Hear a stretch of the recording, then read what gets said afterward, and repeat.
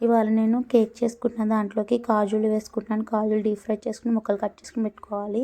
ఇప్పుడు ఒక మిక్సీ జార్లో 3/4 కప్పు షుగర్ వేసుకోవాలి. నేను కప్పు మైదాకి 3/4 కప్పు షుగర్ వేసుకున్నాను.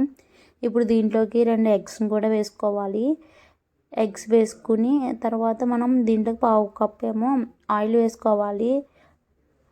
సన్ఫ్లవర్ ఆయిల్ అలాంటిది. ఇప్పుడు మిక్సీ పట్టుకుని పక్కన పెట్టుకోవాలి. ఇప్పుడు కప్పు మైదాకి ఒక table spoon baking powder, 1/2 table spoon ఏమో బేకింగ్ సోడా తీసుకోవాలి. ఇది వచ్చేసి ఎసెన్స్ అన్నమాట. నేను రాస్బెర్రీ ఎసెన్స్ తీసుకున్నాను.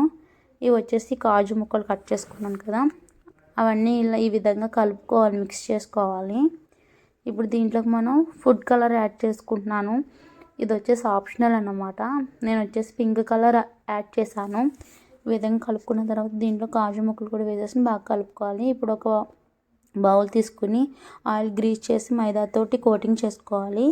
ఇప్పుడు ఈ బౌల్లోకి మనం మిక్స్ చేసుకున్న బ్యాటర్ని వేసేసుకుని ట్యాప్ చేసుకోవాలి. ఇలా చేయడం వల్ల ఏదైనా ఎయిర్ బబుల్స్ ఉంటే అది పైకి వచ్చేస్తుంది. ఇప్పుడు కుక్కరు పెట్టుకుని దాని మీద స్టాండ్ పెట్టుకుని ప్రీ హీట్ చేసుకోవాలి 3 మినిట్స్ అయిన తర్వాత ఇప్పుడు మనం ప్రిపేర్ చేసుకుని బ్యాటర్ని పెట్టుకుని కుక్కర్ మూత పెట్టుకోవాలి. దీనికి కట్టరు విజిల్ తీసేసుకోవాలి. ఇప్పుడు సిమ్లో పెట్టుకుని బేకింగ్ చేసుకోవాలి ఒక 20 మినిట్స్. అంతే, స్పాంజ్ లాంటి కేక్ అనేది రెడీ అయిపోయింది. చాలా స్పాంజ్గా వచ్చింది. ఈ వీడియో కనుక నచ్చితే లైక్ చేసి, షేర్ చేసి, సబ్స్క్రైబ్ చేయండి. Thanks for watching.